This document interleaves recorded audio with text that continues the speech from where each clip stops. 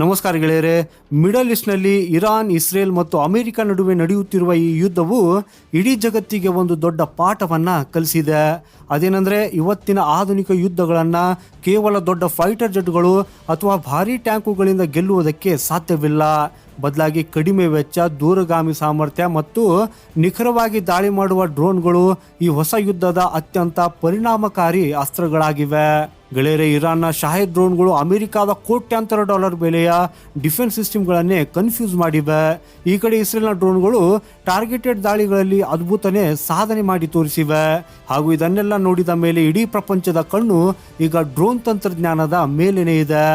So ಇದೇ ನಿಟ್ಟಿನಲ್ಲಿ ಭಾರತವು ಈಗ ಒಂದು ಅದ್ಭುತವಾದ ಅಸ್ತ್ರವನ್ನು ಸಿದ್ಧಪಡಿಸಿದ್ದು, ಇದರ ಸುದ್ದಿ ಕೇಳಿ ಕೇವಲ ಪಾಕಿಸ್ತಾನ ಅಷ್ಟೇ ಅಲ್ಲ, ಇರಾನ್ ಕೂಡ ಬೆಚ್ಚಿ ಬಿದ್ದಿದೆ.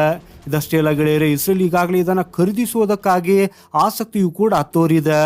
ಹಾಗೂ ಆ ಮಹಾನ್ ಅಸ್ತ್ರದ ಹೆಸರೇ ಶೇಷ್ನಾಗ 150. ಸೊ ಬನ್ನಿ ಗೆಳೆಯರೆ, ಇವತ್ತಿನ ಈ ವಿಡಿಯೋದಲ್ಲಿ ಭಾರತದ ಈ ಶೇಷ್ನಾಗ 150 ಡ್ರೋನ್ ಬಗ್ಗೆ ಸಂಪೂರ್ಣವಾಗಿ ತಿಳಿದುಕೊಳ್ಳೋಣ. ಇಸ್ರೇಲ್ ಇದನ್ನು ಖರೀದಿಸುವುದಕ್ಕಾಗಿ ಯಾಕೆ ಇಷ್ಟಪಡ್ತಾ ಇದೆ ಮತ್ತು ಇದನ್ನು ನೋಡಿ ಇರಾನ್ ಯಾಕೆ ಭಯಪಡ್ತಾ ಇದೆ ಅನ್ನೋದನ್ನು ನೋಡೋಣ. ಆದರೆ ವಿಡಿಯೋದಲ್ಲಿ ಮುಂದೆ ಹೋಗುವ ಮುನ್ನ ಇದನ್ನು ನಿರ್ಮಿಸಿದ ನಮ್ಮ ಹೆಮ್ಮೆಯ ವಿಜ್ಞಾನಿಗಳಿಗೆ ಗೌರವ ಸಲ್ಲಿಸುವುದಕ್ಕಾಗಿ ಈ ವಿಡಿಯೋನ ಲೈಕ್ ಮಾಡಿ ಮತ್ತು ಕಮೆಂಟ್ ಬಾಕ್ಸ್ನಲ್ಲಿ ಖಂಡಿತವಾಗಿ ಜೈ ಹಿಂದ್ ಅಂತ ಬರೆಯಿರಿ. ನೆನಪಿರ್ಲಿ ಗೆಳೆಯರೆ, ಜೈ ಹಿಂದ್ ಅಂತ ಹೇಳುವುದು ನಮ್ಗೆಲ್ರಿಗೂ ಹೆಮ್ಮೆಯ ವಿಷಯ. ಸೊ ಗೆಳೆಯರೆ, ಶೇಷ್ನಾಗ 150 ಒಂದು ಲಾಯ್ಟ್ರಿಂಗ್ ಮ್ಯುನಿಷನ್, ಅಂದರೆ ಇದೊಂದು ಆತ್ಮಾಹುತಿ ಡ್ರೋನ್. ಹಾಗೂ ಇದನ್ನು ನಮ್ಮ ಬೆಂಗಳೂರು ಮೂಲದ ಡಿಫೆನ್ಸ್ ಸ್ಟಾರ್ಟ್ಅಪ್ ಆದ ನ್ಯೂ ಸ್ಪೇಸ್ ರಿಸರ್ಚ್ ಟೆಕ್ನಾಲಜಿ ಅಭಿವೃದ್ಧಿಪಡಿಸಿದೆ. ಆಧುನಿಕ ಯುದ್ಧದಲ್ಲಿ ಗೇಮ್ ಚೇಂಜರ್ ಎನಿಸಿಕೊಳ್ಳುವ ಪ್ರತಿಯೊಂದು ವೈಶಿಷ್ಟ್ಯವೂ ಈ ಡ್ರೋನ್ನಲ್ಲಿದೆ. ಹಾಗೂ ಇದರ ದಾಳಿಯ ಸಾಮರ್ಥ್ಯ 1000 ಕಿಲೋಮೀಟರ್ ಅಥವಾ ಅದಕ್ಕಿಂತ ಹೆಚ್ಚು ಅಂತ ಹೇಳಲಾಗ್ತದೆ. ಹಾಗಾಗಿ ಇದನ್ನು ಅತ್ಯಂತ ದೂರಗಾಮಿ ಹಾಗೂ ಮಾರಕಾಸ್ತ್ರವನ್ನಾಗಿ ಮಾಡ್ತದೆ. ಈ ಡ್ರೋನ್ ಸತತವಾಗಿ ಹಲವು ಗಂಟೆಗಳ ಕಾಲ ಗಾಳಿಯಲ್ಲಿ ಹಾರಾಡುತ್ತಾ ಶತ್ರುಗಳ ಚಲನವಲನಗಳ ಮೇಲೆ ಕಣ್ಣಿಡಬಲ್ಲದು. ಹಾಗೆ ಸರಿಯಾದ ಸಮಯ ಬಂದಾಗ ತಕ್ಷಣವೇ ದಾಳಿಯೂ ಮಾಡಬಲ್ಲದು. ಅಂದರೆ ಇದು ಸರ್ವಿಲೆನ್ಸ್ ಮತ್ತು ಸ್ಟ್ರೈಕ್ ಎರಡನ್ನು ಒಟ್ಟಿಗೆ ಮಾಡ್ತದೆ. ಇದರಲ್ಲಿ 25ರಿಂದ 40 kg ವಾರ್ ಹೆಡ್ಗಳನ್ನು ಅಳವಡಿಸಬಹುದು. ಶತ್ರುಗಳ ಮಿಲಿಟರಿ ನೆಲೆಗಳು, ವಾಹನಗಳು ಮತ್ತು ಪ್ರಮುಖ ಟಾರ್ಗೆಟ್ಗಳನ್ನು ಧ್ವಂಸ ಮಾಡುವುದಕ್ಕಾಗಿ ಇದು ಸಾಕಷ್ಟು ಪ್ರಬಲವಾಗಿದೆ. ಆದರೆ ಗೆಳೆಯರೆ, ಶೇಷ್ನಾಗ 150ಯ ಅತಿ ದೊಡ್ಡ ಮತ್ತು ಅತ್ಯಂತ ಅಪಾಯಕಾರಿ ಗುಣ ಇದಲ್ಲ. ಇದರ ಅತಿ ದೊಡ್ಡ ಶಕ್ತಿ ಅಂದರೆ ಇದರ ಸ್ವಾಮ್ ಅಟ್ಯಾಕ್ ಕೆಪಾಸಿಟಿ, ಅಂದರೆ ಗುಂಪಾಗಿ ದಾಳಿ ಮಾಡುವ ಸಾಮರ್ಥ್ಯ.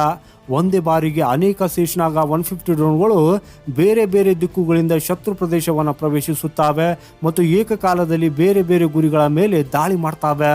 ಹಾಗಾಗಿ ಇದರಿಂದ ಶತ್ರುವಿನ ಏರ್ ಡಿಫೆನ್ಸ್ ಸಿಸ್ಟಮ್ ಸಂಪೂರ್ಣವಾಗಿ ಕನ್ಫ್ಯೂಸ್ ಆಗ್ತದೆ.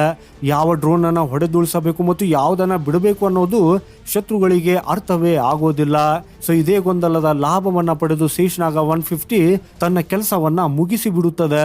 ಗೆಳೆಯರೆ, ನಿಮ್ಮ ಮಾಹಿತಿಗಾಗಿ ಹೇಳುವುದಾದರೆ, ಇರಾನ್ ತನ್ನ ಕೊಹರಂ ಶಹರ್ ಕ್ಷಿಪಣಿಗಳೊಂದಿಗೆ ಬಳಸಿದ್ದು ಇದೇ ತಂತ್ರವನ್ನು. ಆದರೆ ಇಲ್ಲಿ ನಮ್ಮ ಶೇಷ್ನಾಗ್ 150 ಇದಕ್ಕಿಂತಲೂ ಒಂದು ಹೆಜ್ಜೆ ಮುಂದಿದೆ. ಯಾಕಂದರೆ ಈ ಇಡೀ ಡ್ರೋನ್ ಗುಂಪು ಒಟ್ಟಾಗಿ ಕೆಲಸ ಮಾಡ್ತದೆ ಮತ್ತು ಪ್ರತಿ ಡ್ರೋನ್ಗೂ ತನ್ನದೇ ಆದ ಪ್ರತ್ಯೇಕ ಗುರಿ ಇರ್ತದೆ. ಈ ಡ್ರೋನನ್ನು ಮತ್ತಷ್ಟು ಅಪಾಯಕಾರಿಯನ್ನಾಗಿ ಮಾಡುವುದು ಇದರ ಮದರ್ ಕೋಡ್ ತಂತ್ರಜ್ಞಾನ.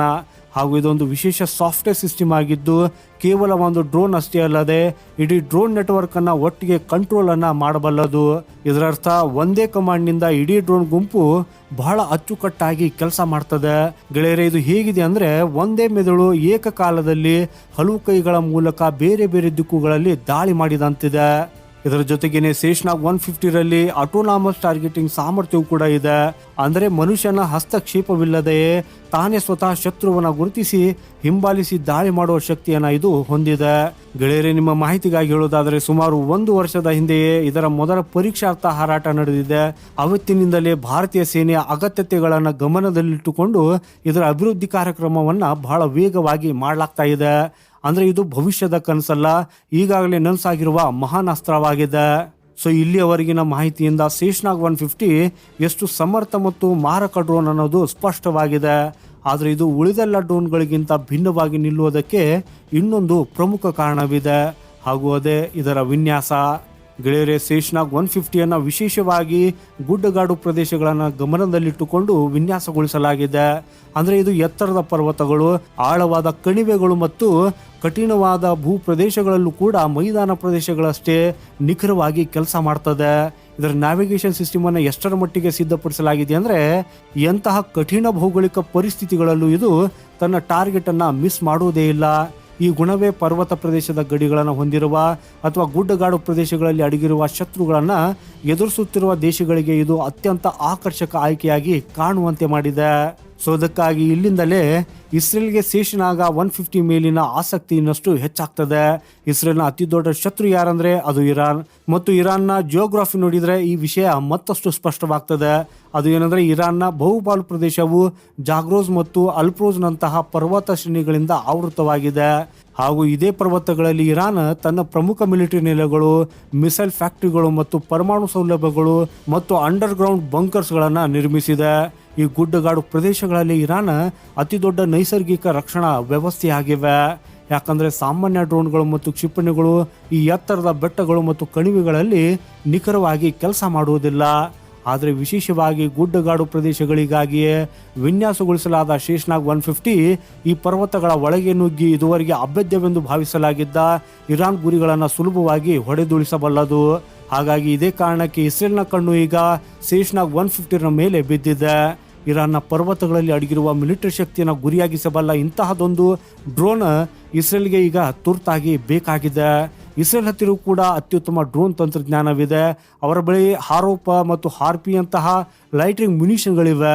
ಆದರೆ ಶೇಷ್ನಾಗ್ 150ಯ ಸ್ವಾಮ್ ಅಟ್ಯಾಕ್ ಸಾಮರ್ಥ್ಯ 1000 ಕಿಲೋಮೀಟರ್ ರೇಂಜ್ ಮತ್ತು ಬೆಟ್ಟ ಗುಡ್ಡಗಳಲ್ಲಿ ಕರಾರುವಕ್ಕಾಗಿ ಕೆಲಸ ಮಾಡುವ ಶಕ್ತಿ ಇದನ್ನ ಬೇರೆಯಾದ ಮಟ್ಟದಲ್ಲಿ ನಿಲ್ಲಿಸುತ್ತದೆ.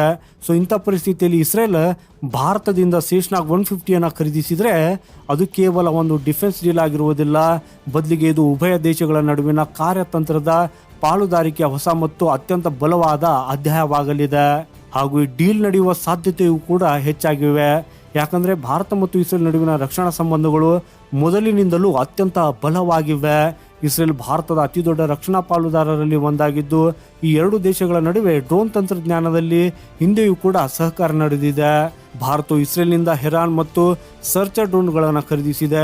ಈಗ ಇಸ್ರೇಲ್ ಭಾರತದ ಡ್ರೋನ್ ತಂತ್ರಜ್ಞಾನದಲ್ಲಿ ತೀವ್ರ ಆಸಕ್ತಿಯನ್ನು ತೋರಿಸಿದೆ.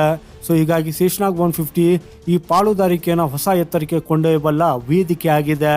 ಗೆಳೆಯರೇ, ಇಲ್ಲಿ ಭಾರತವು ಕೇವಲ ಆಯುಧಗಳನ್ನು ಖರೀದಿಸುವ ದೇಶವಲ್ಲ, ಬದಲಾಗಿ ಮಾರಾಟ ಮಾಡುವ ದೇಶವಾಗಿಯೂ ಹೊರಹೊಮ್ಮಲಿದೆ. ಹಾಗೂ ಇದು ಭಾರತದ ಡಿಫೆನ್ಸ್ ಎಕ್ಸ್ಪೋರ್ಟ್ಸ್ ಕಾರ್ಯಕ್ರಮಕ್ಕೆ ಒಂದು ಐತಿಹಾಸಿಕ ಹೆಜ್ಜೆ ಆಗಲಿದೆ. ಆದರೆ ಈ ಸಂಪೂರ್ಣ ಕಥೆಯಲ್ಲಿ ಅತಿ ದೊಡ್ಡ ಮತ್ತು ಪ್ರಮುಖ ವಿಷಯವೆಂದರೆ ಶೇಷ್ನಾಗ್ 150ಯ ನಿರ್ಮಾಣ ಕೇವಲ ಒಂದು ಡ್ರೋನ್ ನಿರ್ಮಾಣವಲ್ಲ.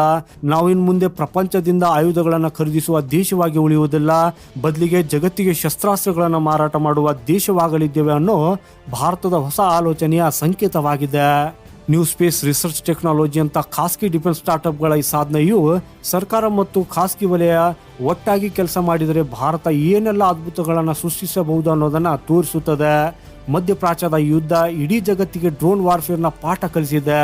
ಆ ಪಾಠದಿಂದ ಕಲಿತ ಭಾರತ ಶೇಷ್ನಾಗ್ 150ನಂಥ ಅಸ್ತ್ರವನ್ನು ತಯಾರಿಸುವ ಮೂಲಕ ನಾವು ಕೇವಲ ಕೇಳಿಸಿಕೊಳ್ಳುವುದಿಲ್ಲ, ಮಾಡಿ ತೋರಿಸುತ್ತೇವೆ ಅನ್ನೋದನ್ನು ಸಾಬೀತುಪಡಿಸಿದೆ.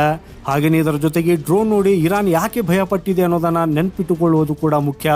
ಯಾಕಂದರೆ ಇಸ್ರೇಲ್ ಒಂದು ವೇಳೆ ಶೇಷ್ನಾಗ್ 150ಯನ್ನು ಖರೀದಿಸಿದರೆ ಇದುವರೆಗೆ ಸುರಕ್ಷಿತವೆಂದು ಪರಿಗಣಿಸಲಾಗಿದ್ದ ಇರಾನ್ನ ಗುಡ್ಡಗಾಡು ಸೌಲಭ್ಯಗಳು ಇದ್ದಕ್ಕಿದ್ದಂತೆ ಅತ್ಯಂತ ಅಪಾಯಕ್ಕೆ ಸಿಲುಕುತ್ತವೆ. ಇರಾನ್ನ ಜಾಗ್ರೋಸ್ ಪರ್ವತಗಳಲ್ಲಿ ನಿರ್ಮಿಸಲಾದ ಭೂಗತ ಕ್ಷಿಪಣಿ ಕಾರ್ಖಾನೆಗಳು, ಫೋರ್ಡೋನಂಥ ಪರಮಾಣು ಸೌಲಭ್ಯಗಳು ಮತ್ತು ಬೆಟ್ಟಗಳಲ್ಲಿ ಅಡಗಿರುವ IRGC ನೆಲೆಗಳಿಗೆ ಇದು ದೊಡ್ಡ ಬೆದರಿಕೆ ಆಗಲಿದೆ.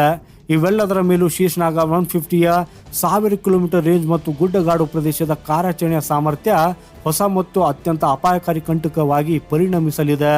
ಹಾಗಾಗಿ ಶೇಷ್ನಾಗ್ 150ಯ ಈ ಸುದ್ದಿ ಕೇಳಿದ ಇರಾನ್ ಅನ್ನು ಕಾಡ್ತಾ ಇರುವುದು ಹಾಗೂ ಇದೇ ಶಕ್ತಿ ಇವತ್ತಿಗೆ ಭಾರತದ ರಕ್ಷಣಾ ವಲಯಕ್ಕೆ ಜಾಗತಿಕ ಮಟ್ಟದಲ್ಲಿ ಹೊಸ ಮತ್ತು ಬಲವಾದ ಗುರುತನ್ನ ನೀಡ್ತಾ ಇದೆ. ಸೊ ಅದಕ್ಕಾಗಿಯೇ ಗೆಳೆಯರೇ, ನಮ್ಮ ದೇಶದ ವಿಜ್ಞಾನಿಗಳು ಮತ್ತು ಡಿಫೆನ್ಸ್ ಇಂಜಿನಿಯರ್ಗಳು ಎಂತಹ ಅದ್ಭುತನೇ ಸಾಧನೆ ಮಾಡ್ತಾ ಇದ್ದಾರೆ ಅನ್ನೋದು ಪ್ರತಿಯೊಬ್ಬ ಭಾರತೀಯನಿಗೂ ತಿಳಿಯೋದಕ್ಕಾಗಿ ಈ ವಿಡಿಯೋವನ್ನು ಆದಷ್ಟು ಹೆಚ್ಚು ಶೇರ್ ಮಾಡಿ. ಚಾನೆಲನ್ನು ಈಗಲೇ ಸಬ್ಸ್ಕ್ರೈಬ್ ಮಾಡಿ, ವಿಡಿಯೋ ಲೈಕ್ ಮಾಡಿ ಮತ್ತು ಭಾರತ ಇಸ್ರೇಲ್ಗೆ ಶೇಷ್ನಾಗ್ 150ಯನ್ನು ಮಾರಾಟ ಮಾಡಬೇಕೆ ಮತ್ತು ಇದು ಭಾರತದ ಡಿಫೆನ್ಸ್ ಎಕ್ಸ್ಪೋರ್ಟ್ಗೆ ಸಿಕ್ಕ ಅತಿ ದೊಡ್ಡ ಅವಕಾಶವೇ? ನಿಮ್ಮ ಅಭಿಪ್ರಾಯ ನಮಗೆ ಬಹಳ ಮುಖ್ಯ. ಆದ್ದರಿಂದ ಕಮೆಂಟ್ ಮಾಡೋದ್ರ ಮೂಲಕ ನಮಗೆ ತಿಳಿಸಿ. ಸಿಗೋಣ ಮುಂದಿನ ಮತ್ತೊಂದು ಇಂಟ್ರೆಸ್ಟಿಂಗ್ ಮಾಹಿತಿಯೊಂದಿಗೆ. ವಂದೇ ಮಾತರಂ. ಭಾರತ್ ಮಾತಾ ಕಿ ಜೈ.